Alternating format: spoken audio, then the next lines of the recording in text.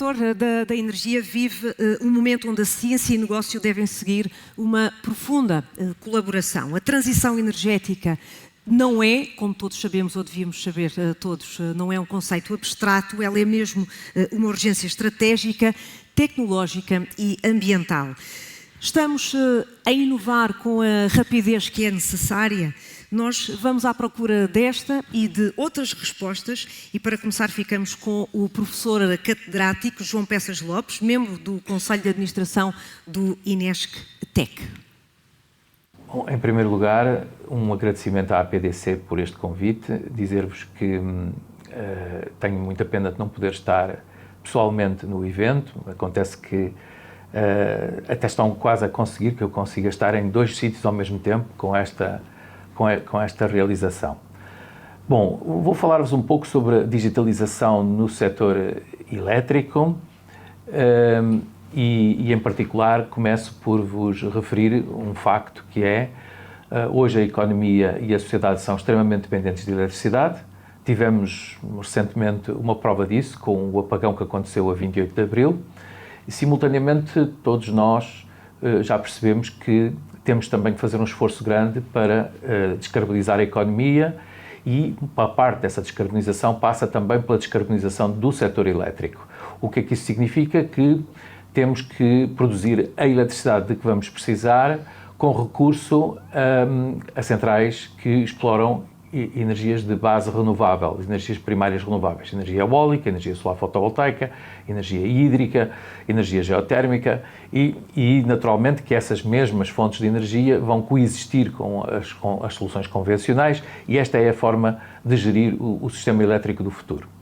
Mas é preciso também perceber que nós estamos num momento de mudança que se consolida, os últimos anos têm sido prova disso, e aquilo que nós podemos verificar é que as redes elétricas estão em mudança, estão a passar de um paradigma de produção centralizada para um paradigma de produção descentralizada, onde uma parte importante da produção, nomeadamente aquela que é baseada em energias de base renovável, acaba por ser ligada diretamente sobre as redes de distribuição de alta, média e até de baixa tensão. E, portanto, isso é uma mudança significativa que exige ferramentas adequadas para ajudar a operar o sistema e a planear o sistema nestas condições. Então, podíamos perguntar, mas então quais são os domínios que requerem ferramentas digitais? E eu listo-vos aqui esses domínios, a previsão de cargas, a previsão da produção de base renovável, a gestão de alarmes nas subestações, nos centros de despacho, a análise da segurança, que é extremamente importante hoje em dia, e a definição de estratégias de controle preventivo ou até de controle corretivo, a gestão de ativos, transformadores, disjuntores, aerogeradores, a estimação de estados, de que irei falar mais à frente, os contadores inteligentes, o smart metering, a estimação de estados, e agora aqui uma estimação de estados baseada em dados, gerida a partir de dados, e também o controle de tensão nas redes a partir de dados. Vou agora fazer uma espécie de um vol do azul sobre estas soluções, estas situações, e começo por falar da previsão de produção de base renovável, produção de eletricidade, que requer disponibilidade sobre previsões numéricas de tempo, portanto, das previsões meteorológicas, e depois utilizando várias técnicas, várias ferramentas de feature reduction, quantile regression, é possível obter uma curva de previsão destas produções para as próximas 24, 48, 72 horas, associando também a estas curvas incertezas em torno das curvas de previsão e com isto ajudar a gerir o sistema elétrico, e este é um aspecto extremamente importante. O outro domínio tem a ver com a gestão de alarmes, portanto, nas subestações, nos centros de despacho, quando ocorre uma situação de avaria, há uma catadupa de alarmes que são despejados nos centros de despacho e que os operadores têm uma carga cognitiva enorme, podem ter situações de 200 mensagens de alarme por minuto e é necessário tomar decisões, e a forma de tomar essas decisões passa por utilizar técnicas de inteligência artificial, com as quais se consegue depois fazer filtragens sobre estes alarmes e tomar decisões relativamente ao que fazer. Um outro aspecto extremamente importante tem a ver com a segurança dinâmica do sistema elétrico, ou seja, é preciso perceber se o sistema elétrico tem robustez suficiente para, com o portfólio de geração com que está a operar, é capaz de suportar perturbações que podem ocorrer no sistema. Essa análise, tradicionalmente, podia exigir a resolução de sistemas de equações diferenciais, não lineares, no domínio do tempo, extremamente pesados computacionalmente, e aquilo que hoje começamos a fazer é utilizar técnicas baseadas em inteligência artificial, utilizando árvores de decisão, árvores de regressão, com algoritmos de inferência indutiva, para o caso das árvores de decisão, e com isto procurar obter classificações sobre se o estado do sistema é seguro ou inseguro em tempo real. Também a utilização de técnicas baseadas em redes neuronais artificiais tem vindo a ser utilizada nos últimos anos para fazer esta análise rápida, avaliação rápida da segurança dinâmica do sistema elétrico, recorrendo a um conjunto de informações sobre o nível de carga, as máquinas que são despachadas, o número de geradores eólicos, o número de geradores solares fotovoltaicos que estão em operação, as suas potências. E, por exemplo, uma das saídas da rede neuronal pode ser o desvio de frequência que o sistema experimenta quando tem que fazer face a uma determinada perturbação. E tudo isto é calculado praticamente de forma instantânea, e com isto é possível fornecer aos operadores do sistema uma medida do grau de robustez da segurança da operação do sistema. E também podemos explorar estas redes neuronais, calculando sensibilidades das saídas em relação às entradas, para com isto identificar medidas de controlo preventivo e até corretivo no sistema em situações em que se detecte que o grau de segurança não é suficiente.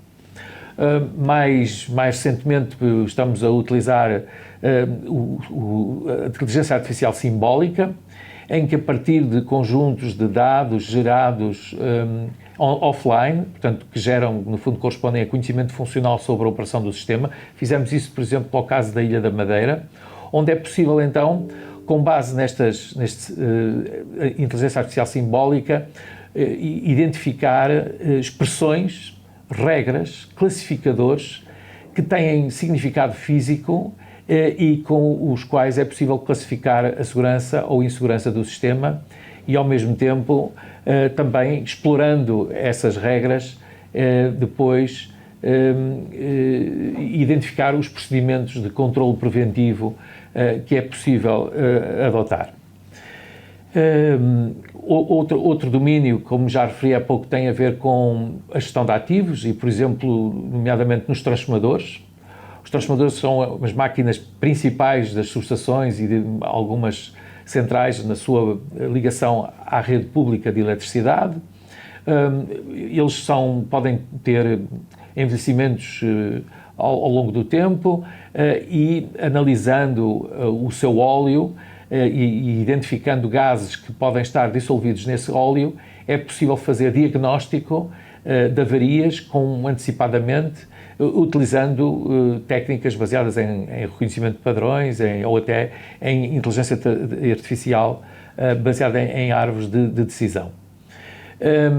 Outro aspecto muito importante para a gestão da operação do sistema elétrico tem a ver com o reconhecimento da topologia da rede. Portanto, se há disjuntores ou aparelhos de corte, seccionadores que estão abertos ou estão fechados, e isto determina a topologia da rede. É extremamente importante perceber isso. Por vezes as informações que chegam aos centros de despacho a partir dos SCADAs vêm afetados de erros de comunicação, de erros de recolha de informação no local, e o estado aberto ou fechado não é o correto, e portanto é preciso perceber quando é preciso identificar as topologias corretas, e isso pode ser feito explorando também informação baseada em dados e com isto conseguir fazer o levantamento da topologia para depois fazer uma outra coisa, que é a estimação de estados. Portanto, a estimação de estados, no fundo, que é efetivamente dar uma fotografia completa sobre o estado de operação do sistema, que seja coerente com as leis físicas e matemáticas que gerem o comportamento do sistema elétrico. Uma forma de o fazer é fazer esta estimação de estados com base em dados, o chamado Data Driven State Estimation. Alguns destes dados são inclusivamente dados que podem ser obtidos a partir de informações de tensão, correntes, potências consumidas, produzidas, mas também informações que podem ser obtidas a partir de contadores inteligentes. E aí podemos avançar para uma coisa que se chama a estimação de estados nas redes de baixa tensão, que é uma coisa bastante difícil, porque normalmente há uma escassez de informação para poder fazer a caracterização dos estados de operação do sistema. Outro aspecto importante tem a ver com o controle de tensão. O controle de tensão é extremamente importante na operação do sistema elétrico e as estratégias clássicas baseiam-se em análise de sensibilidade, matrizes de sensibilidade. É possível hoje trabalhar estes domínios com base em dados, explorando informação recolhida sobre a rede e utilizar modelos de regressão para conseguir identificar as estratégias de controle de tensão mais adequadas para a operação das redes, e em particular das redes de distribuição. Chegado a este ponto, eu gostava agora de vos apresentar as prioridades em termos de digitalização para as redes elétricas. E eu tenho aqui uma lista de prioridades energéticas, portanto, do domínio do sistema elétrico de energia, portanto, e que passam por gerir a integração de grandes volumes de produção de origem renovável nas redes elétricas, a eficiência energética, a descentralização das redes de energia, a resiliência, portanto, a robustez do sistema, e que aqui deve incluir também os temas da cibersegurança, os sistemas que integram mais do que um carrier de energia. O que é que eu estou a falar? Quando me refiro a isso, estou a falar de redes de gás, redes de calor, de eletricidade. Portanto, a operação conjugada de todas estas redes é um dos temas onde hoje nos debruçamos com particular cuidado. A participação dos consumidores em mercado, o armazenamento de larga escala e descentralizado sobre as redes elétricas, a coordenação entre os operadores de rede de distribuição e de transmissão, a mobilidade elétrica e a flexibilidade. A flexibilidade é um tema-chave para a operação do sistema elétrico do futuro. E isto leva-nos a um conjunto de prioridades digitais, chamamos-lhe assim. Prioridades digitais no domínio dos dados, portanto, a disponibilidade de dados é central. Para que a digitalização do setor elétrico se faça, é preciso termos dados e, portanto, acessibilidade a dados de qualidade. Outro aspecto fundamental é a interoperabilidade, portanto, modelos e estándares e protocolos relativamente à aquisição de informação, a informação de dados, a gestão de dados, o armazenamento de dados, a partilha de dados, a cibersegurança e o enquadramento regulatório, o data governance, são fundamentais. E depois, naturalmente, que há um conjunto de ferramentas digitais que passam por recorrer a digital twins, a modelos de inteligência artificial e, portanto, estas são as grandes prioridades que hoje se identificam ao nível da digitalização das redes elétricas. E a terminar, trazia-vos uma visão geral, aqui separada por diferentes camadas, uma camada de negócio, uma camada funcional, uma camada de informação, uma camada de comunicação, uma camada de componentes, tratando os diferentes domínios da área da energia e dos sistemas elétricos, as redes elétricas inteligentes e a flexibilidade, a eficiência energética, as comunidades de energia, que são hoje um tema também particularmente importante para o desenvolvimento do setor elétrico e para a incorporação das energias de base renovável ao nível local, a resiliência do sistema de energia E naturalmente que depois temos então uma camada funcional, essa funcional que passa pelas as tais ferramentas e tecnologias de base digital, que, como já referi há pouco, passam pelos modelos baseados em inteligência artificial. E aqui queria fazer uma diferença entre a inteligência artificial mais clássica, chamemos-lhe assim, portanto, de árvores de decisão baseadas em inferência indutiva, árvores de regressão, redes neuronais artificiais, até mesmo o reconhecimento de padrões, que aqui há uns anos atrás não era considerado como tal, mas hoje podemos encaixá-lo no bolo da inteligência artificial mais tradicional. Os modelos físicos, extremamente importante. E agora, a grande diferença, o Gen AI, ou seja, a inteligência artificial generativa, onde há um campo enorme de desenvolvimento e de aplicação destas técnicas. Os serviços baseados em dados, a própria robótica e os digital twins, que têm aqui também um papel central no apoio à gestão das redes elétricas do futuro. Claro que temos depois um layer de informação, onde temos aqui um conjunto de ontologias e modelos de dados, de pré-processamento de dados, de armazenamento de dados, e aqui um aspecto muito importante, os data spaces e os conceitos de European Data Spaces, que têm aqui também um papel de relevo. Um layer, uma camada de comunicações com os protocolos, os formatos de dados, as comunicações e os dados em bruto. E, finalmente, uma camada de componentes com plataformas de troca de dados, aplicações funcionais, concretas, portanto, no sistema elétrico, os SCADAs, os Supervisory Control and Data Acquisitions, o acrónimo de SCADA, os Energy Management Systems, EMS, os BMS, os Building Management Systems, os Home Management Systems, e finalmente um tema de hardware, porque nada disto se desenvolve sem uma componente forte, uma presença forte de hardware, ao nível dos sensores, dos contadores, e neste caso dos contadores inteligentes, das gateways, dos carregadores dos veículos elétricos, e muito, muito importante, e cada vez mais para o futuro do funcionamento do sistema elétrico, os eletrodomésticos inteligentes, as smart appliances, onde é fundamental a questão da interoperabilidade para tirarmos partido destes equipamentos, para ajudar-nos à gestão da rede elétrica do futuro. Muito obrigado pela vossa atenção. Nós é que agradecemos e agora vamos a esse debate aqui comigo, connosco. Tenho a Sofia Simões, investigadora em sistemas energéticos, diretora da Unidade de Economia de Recursos do LNEG, o Laboratório Nacional de Energia e Geologia, e também a Carla Tavares, diretora do Centro de Inovação Comercial e Energias Renováveis da Galp. Muito bem-vindas, obrigada pela vossa presença. Vamos começar por uma questão premente e com a mesma reflexão para ambas. A Sofia começava por si.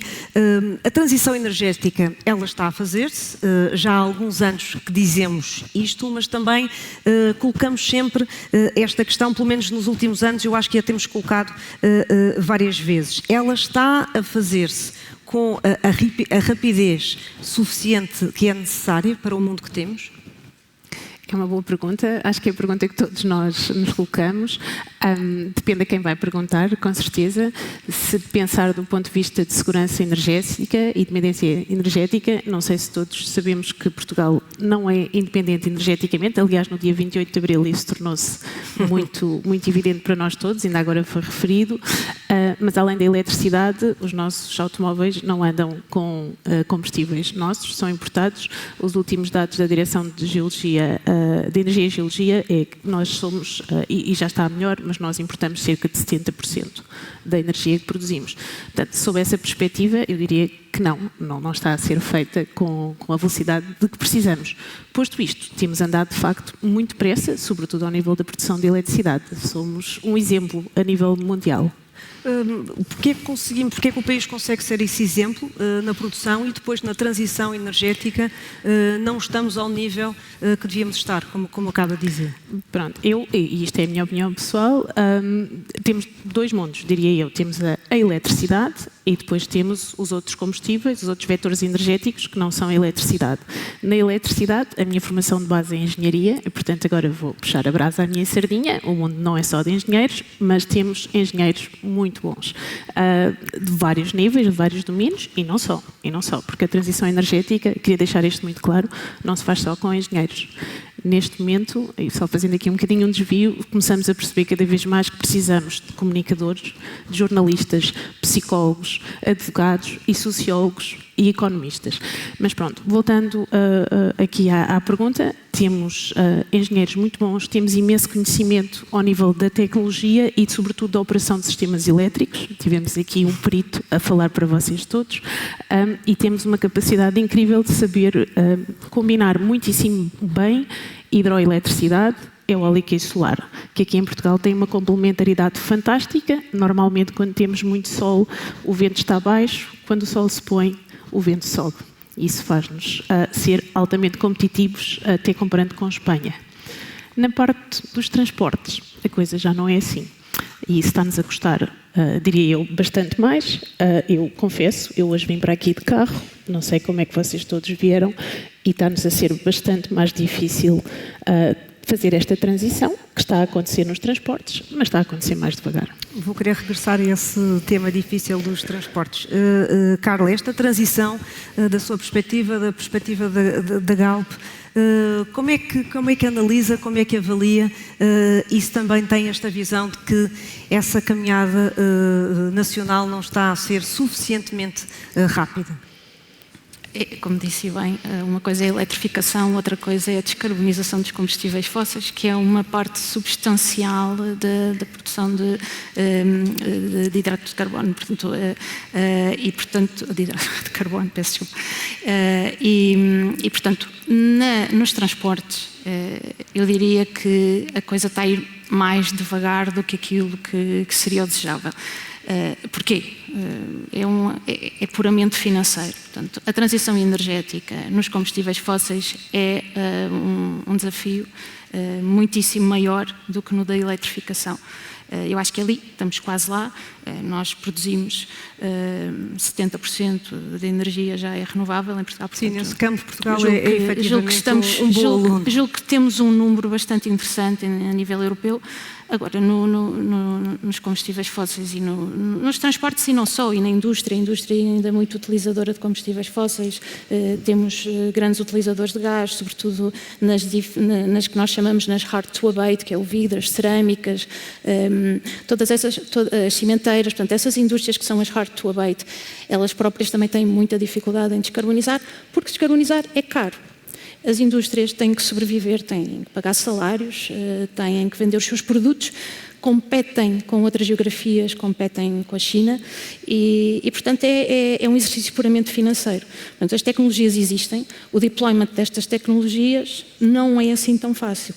Porque quando nós fazemos este exercício financeiro com os nossos clientes de ajudá-los a descarbonizar e com tecnologias e rotas tecnológicas que nós, Galp, já estamos a estudar há bastante tempo, os números não saem, não são fáceis e, portanto, aquilo onde nós podemos ajudar, nós enquanto país ou enquanto Europa, é financiar e ajudar estas indústrias e o transporte marítimo e o transporte aéreo, que são aqueles grandes contribuidores para a pegada carbónica, que os ajudemos a fazer essa transição. Nem é tanto um tema de tecnologia neste momento, diria eu. E a Carla dizia, Sofia, que descarbonizar é caro. Há pouco falava nos combustíveis. Quando se diz que é caro, e acabámos de ouvir que é caro para as empresas, se é caro para as empresas, é também caro para as pessoas, para os comuns, que não fazem, para os cidadãos que não fazem parte das empresas. E, portanto, este mindset, este shift que é preciso em empresas e pessoas para a descarbonização, é dos desafios mais difíceis que neste momento temos para este arranque da transição energética. Sim, é o facto, são duas coisas, diria eu. É o ser caro e também há a situação que é um bocadinho perversa. Por vezes há investimentos que à cabeça são caros. Agora estou a falar do setor privado, nós, nas nossas casas. Há investimentos que são caros, mas que depois acabam por se pagar a eles próprios. Mas podemos não ter dinheiro para investir. Exatamente. E isto acontece, naturalmente. E isso é uma limitação dos nossos ordenados, do nosso rendimento familiar e que tem que ser ultrapassado, ou temos que ultrapassar se queremos fazer esta transição energética e que não é fácil. É uma equação e tendo em conta tudo aquilo que referiram, nessa transição, há riscos imediatos que o país corre, que todos corremos, tendo em conta essa morosidade? Bom, eu acho que todos estamos neste momento bastante cientes dos riscos. Tivemos um dia 28 de abril em que houve um apagão, ainda estamos, não vou dizer, o apagão foi por causa da transição energética, mas percebemos a necessidade que temos de energia e a dependência que temos de energia e como o sistema elétrico é vital para nós todos e a importância de gerir bem um sistema elétrico e de nos termos uma boa resiliência. Quando o professor Peças Lopes falou em resiliência, acho que se tornou muito claro para nós todos no dia 28 de abril o que é um sistema elétrico resiliente, é um sistema elétrico em que não tinha havido um apagão. Portanto, nesse aspecto percebeu-se que pode não estar a ser bem gerido e não era resiliente, porque tendo em conta que aconteceu, resiliente... Exatamente, sendo que não está claro que foram as renováveis que levaram ao apagão. Mas pronto, tornou-se muito clara a dimensão de quando falamos em resiliência, é evitar situações destas. Depois, também há a questão de estarmos a viver uma onda de calor. Essa é outra dimensão da insegurança. Se não fazermos, o facto de não fazermos todos, não é só Portugal, todos uma transição energética e emitirmos menos gases de efeito de estufa, nós não fazemos isto só porque é bonito, certo? E porque nos permite poupar algum dinheiro. Nós estamos a falar da transição energética também para termos menos risco de alterações climáticas com impactos muito reais na nossa vida e na nossa economia. Também isso. Mas as metas, vamos imaginar que as metas impostas pela União Europeia seriam mais ambiciosas ainda. Isso ajudava ou só complicava mais tudo? Eu vou-lhe ser muito sincera, eu já trabalho nesta área há muitos anos. Eu neste momento não vejo... As metas que nós temos já são muito ambiciosas. Nomeadamente nos transportes. Já são muito ambiciosas nos transportes, também na eletricidade. Portugal até está a ser proativo na meta de neutralidade carbónica, a antecipar a meta da neutralidade carbónica em alguns anos. Não sei se os presentes sabem, Portugal foi um dos primeiros países do mundo a dizer que ia ser neutro em carbono. Portanto, eu não sei se neste momento queremos metas mais ambiciosas. Queremos garantir que as cumprimos. Isso já era fantástico. Isso já é muito difícil. Já está a ser muito difícil. Carla, numa empresa tão grande como a Galp, uma empresa ligada ao setor energético, como é que tem sido conseguir equilibrar inovação disruptiva com a igual necessidade de um retorno, de garantir retorno e continuidade operacional? Como é que conseguem gerir estas duas dimensões? Isso é uma excelente pergunta, mas conseguimos provando que determinada tecnologia tem aplicabilidade, tem retorno financeiro para os nossos clientes. É a única forma. Não há como aplicar tecnologia disruptiva que não tem retorno para o cliente. Se produzir energia utilizando determinada tecnologia custa o triplo do preço, não vai haver implementação da mesma tecnologia. Isso é ponto assente. A única forma que se consegue fazer grandes projetos, como o projeto de hidrogênio que está a ser feito em Sines, para fazermos a descarbonização da nossa refinaria, só se faz com a ajuda de fundos da União Europeia. Isso é ponto assente. Não há volta a dar a isto. São tecnologias muitíssimo caras, muitíssimo dispendiosas, que não têm retorno imediato para o cliente. E quando eu digo imediato, não estou a dizer na semana que vem. Ou seja, quando nós falamos de retorno imediato, estamos a falar de paybacks para um hotel descarbonizar. O normal será 3 anos, 4 anos de payback. Para uma indústria descarbonizar, se calhar podemos ir aos 5, 7 anos. para uma refinaria descarbonizar não vai acontecer, ou seja, teríamos que ter o Alentejo coberto de soluções tecnológicas para conseguirmos descarbonizar 100% com tecnologias de carbon capture, com hidrogênio, etc. São coisas tudo muito dispendioso. Portanto, nós temos que ser realistas, testando as tecnologias, os laboratórios, as entidades científicas independentes com quem nós trabalhamos muitíssimo. Nós não somos uma empresa de R&D, somos uma empresa de energia. Somos uma empresa de energia, procuramos soluções, as soluções aparecem, nós testamos e depois implementamos, mas sempre com o LCOE, o Levelized Cost of Energy, que é sempre um ponto importante, que é quanto é que custa produzir este megawatt-hora. Essa é sempre a pergunta que nos é feita e, portanto, tendo em conta a viabilidade do projeto, pode avançar ou não. Mas o que está a dizer é que as empresas, mesmo as grandes empresas, nunca vão conseguir investir sozinhas para maior sustentabilidade aos níveis de que estamos a falar? A Galp é uma empresa grande para Portugal, mas comparativamente com os seus pares, com uma Shell, com uma Total, é uma pequena empresa e, portanto, o volume de negócios que é gerado e que daí se aplica uma percentagem em inovação, ainda não conseguimos ter uma dotação financeira de inovação que nos permita desenvolver projetos disruptivos in-house. Temos alguns, sobretudo no Brasil. No Brasil, não sei se sabem, mas estão familiarizados, mas o Brasil obriga a que uma percentagem, 1% da receita seja efetivamente investida em inovação. E, portanto, no Brasil, sim, temos projetos de R&D, trabalhamos com mais de 1000 investigadores, com muitas universidades, temos projetos de R&D com os TRLs mais baixos e aí estamos a fazer um caminho grande, mas muito ligado à descarbonização de produtos petrolíferos e de gás, portanto, muito nos Sustainable Aviation Fuels, no Carbon Capture, portanto, muito nessa... Porque aí o nível também é diferente e há mais caminho para avançar? Há mais dinheiro, há mais inovação. Há menos dinheiro, há menos inovação. As contas são estas. Não há grande volta. E sem apoio da União Europeia? É complicado. É complicado não só para nós, ou seja, a nível Há pouco dizer que era impossível, agora já diz que é complicado.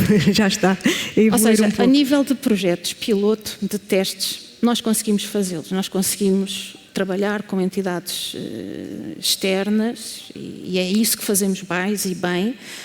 Portuguesas, europeias, americanas, por todo o mundo, e conseguimos testar e conseguimos fazer projetos piloto. Implementar num cliente, aí é que já não o cliente também tem que perceber que aquela tecnologia é interessante e que vai ter um retorno financeiro. Não só as indústrias, mas o cliente residencial não vai comprar determinada solução que lhe vai reduzir a fatura elétrica, mas que lhe vai custar 30 mil euros a instalar em casa, porque tem baterias, porque tem um sistema de monitoração, porque tem painéis solares, ou muitas vezes nem consegue porque não tem essa possibilidade. Era o que a Sofia dizia há pouco. Ou seja, há esse retorno, mas as pessoas precisam ter claro. essa verba para avançar. Sofia, queria saber, e acho que é interessante todos ficarmos também com essa ideia, como é que o LNEG garante que o conhecimento técnico e científico que produz é efetivamente utilizado, usado pelas empresas? Bom, duas maneiras. Uma delas é trabalhar com as empresas. Nós trabalhamos com a Galp e com outras empresas. E diria que a melhor maneira, talvez, é... nós não vamos lá vender ideias, muitas vezes aceitamos desafios que nos fazem. Essa é a melhor maneira, em vez de tentar impingir, passa a expressão, uma ideia de um projeto de investigação, aceitamos um desafio que nos é colocado. Isso poderá ser um bom exemplo da colaboração entre um setor e outro? Quero crer que entre sim. O mundo científico e o mundo empresarial. Exato. E negócio. E até ousava dizer que normalmente são na minha experiência, são os projetos que nos colocam a nós, investigadores, em situação desconfortável. Quando as empresas são existentes, exigentes e nos questionam o tempo todo e nós temos que nos desmultiplicar em responder a situações, a questões, são aquelas em que nós damos o nosso melhor e tentamos responder aos desafios, porque essas são as que nos garantem que as empresas estão de facto interessadas e não estão só a passar o tempo, e nós tentamos também satisfazer as necessidades. Depois há outras situações em que nós temos um horizonte temporal, a investigação e a transição energética às vezes encontra soluções. Nós ouvimos aqui muito bem a ideia de que temos que ter retorno económico no curto prazo, mas há 20 anos os painéis solares fotovoltaicos eram caríssimos. E lembro-me, nunca me esqueço, quando tinha menos cabelos brancos, ouvir dizer numa conferência, um orador a dizer: nunca, mas nunca, a energia solar fotovoltaica vai ser competitiva. Estava enganado. E, portanto, às vezes há soluções que nós achamos que tecnologicamente nunca vão ser custificadas. E depois há um avanço tecnológico, às vezes ao longo de anos, com muito trabalho de investigadores, e elas atingem a maturidade. Esse tipo de investigação não interessa às empresas estar a apoiar. Mas nós continuamos a fazer o nosso trabalho de retaguarda e, portanto, essas, talvez com mais dificuldade, vamos tentando comunicar às empresas, tentando sair da nossa esfera, da nossa bolha de investigador, com as nossas formas de comunicação muito herméticas, em fóruns talvez mais apropriados. Vou aproveitar a deixa, vamos passar para a inovação. Carla, quais é que têm sido os critérios da Galp para investir em projetos de inovação? Nós todos os anos, ali a seguir ao verão, fazemos uma reflexão estratégica ao nível da inovação e fazemos um exercício que lhe chamamos de roadmap. E a fazer inovação tem que ter liberdade, mas também não pode ser um mar aberto. Portanto, temos que ter aqui um mapa de inovação para o próximo ano. Identificamos as áreas, unidade de negócio é unidade de negócio. A Galp, como sabem, tem um pouco de tudo, não é? Tem exploração, refinação, a comercialização de energia, estações de serviço, lojas, enfim, é um mundo de negócios. E, portanto, nós fazemos um roadmap de inovação para cada uma destas unidades. Fazemos esta reflexão internamente. Depois, vamos ter com os nossos amigos, os nossos amigos investigadores, universidades, os centros de R&D, até empresas privadas, PMEs privadas que se dedicam à inovação tecnológica e grandes, pequenas, grandes, médias. Falamos com muita gente, nós temos um ecossistema muito grande de empresas com quem trabalhamos diariamente e vamos fazendo uma lista de potenciais tecnologias que estão prestes a entrar em fase pré-comercial. Portanto, como disse, no Brasil olhamos para TRLs mais baixos, ou seja, menos maturidade, mais R&D, sempre virados para o negócio de petróleo e gás. Na Europa, muito focados na comercialização de energia e na área renovável. Mas estamos a falar, por exemplo, de quê? Hidrogênio, ou isso já não é considerado inovação? Olha, estamos a chegar ao verão, disse que quando chegava ao verão vamos fazer a reflexão. No regresso demos algumas pistas, ou seja, demos alguns exemplos, ou do que já aconteceu no ano passado, dessa reflexão e desses investimentos. Não se tratam de investimentos, mas sim... Dessa escolha desses projetos, ou seja, em que áreas é que... A escolha dos projetos é essencialmente se tem fit com a estratégia da empresa e com a estratégia dos nossos clientes de descarbonização e se tem uma fase de maturidade que nos permita testar. Na Europa testamos, no Brasil fazemos mais R&D. Portanto, focando aqui na Europa, se tem um TRL mais alto, se está suficientemente maduro para ser testado, para que nós possamos depois implementar nos nossos clientes. Esse é o critério. Esse é o critério sempre. Nas renováveis não temos clientes, temos os nossos próprios ativos, mas lá está, tem que estar maduro o suficiente para que nós os possamos testar essas tecnologias nos nossos ativos também. Ou seja, projetos reais que possam ser implementados. Se estão ainda muito na fase da R&D, ainda muito disruptivos, não é o momento, não fica sinalizado, é o que nós chamamos aquele H3, que é uma inovação mais disruptiva, mas que não é para implementar naquele ano e ficamos a estudar o tema e o que não se pode fazer num ano pode-se fazer no outro ou no outro a seguir. Portanto, o critério é muito esse, tem que ser implementável, tem que ser testável. Isto na Europa. Qualquer uma das duas já foi aqui deixando uma ideia, mas eu acho que muito ténue em relação a qual é que é a maturidade de Portugal relativamente à inovação energética. Que opinião é que tem? Como é que o país está em termos de inovação energética neste momento?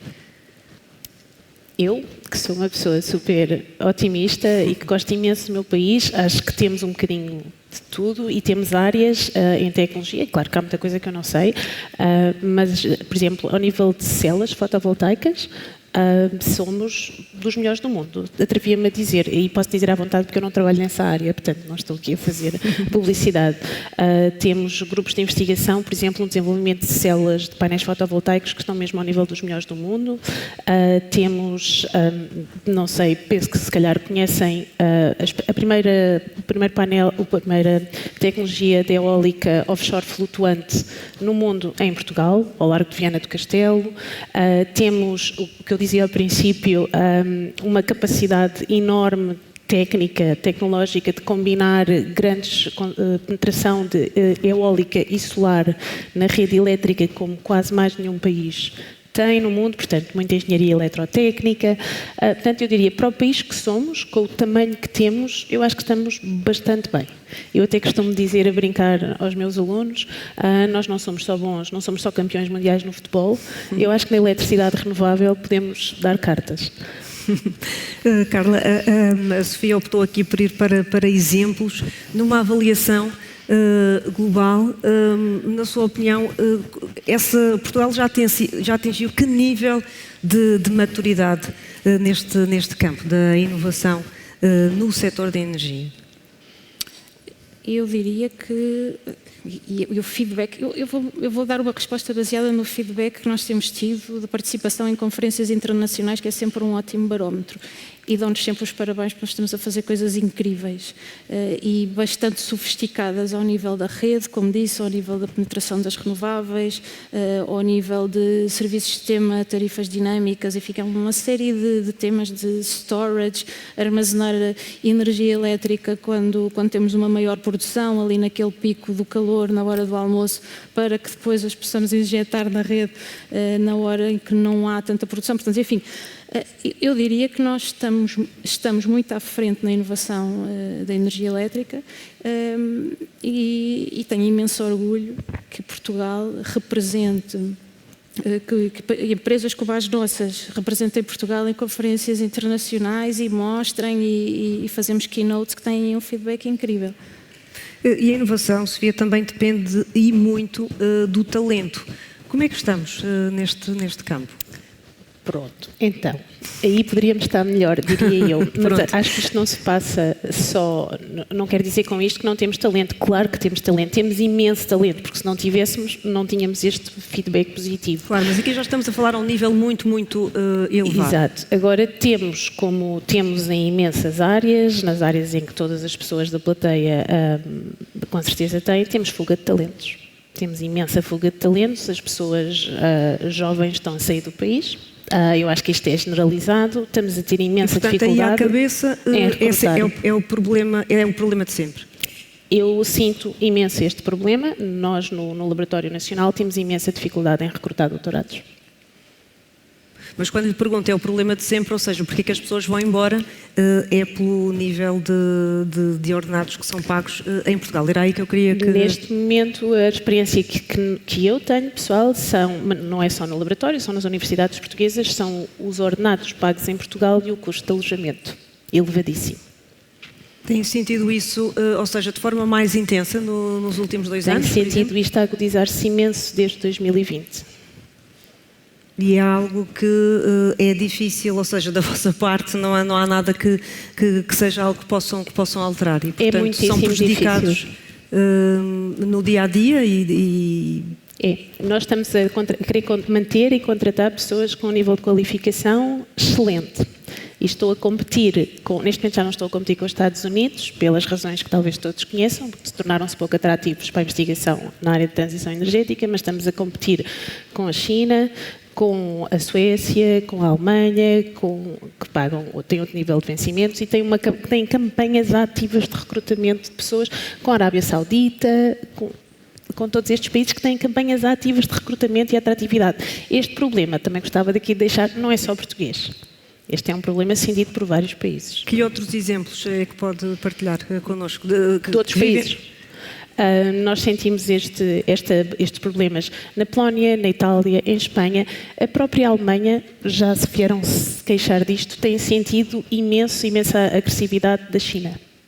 A China está neste momento, não sei se já sentiram, está neste momento com uma campanha fortíssima e muito agressiva de recrutar investigadores na área da energia renovável e da transição energética. Isso a médio e longo prazo, não direi a curto prazo, não sei, se calhar estou a dizer uma asneira, mas a médio e longo prazo isso terá efeitos na forma como o setor energético evolui tecnologicamente? Não lhe sei dizer. Eu sei que eles têm uma campanha muito agressiva. Não sei se ela tem sucesso.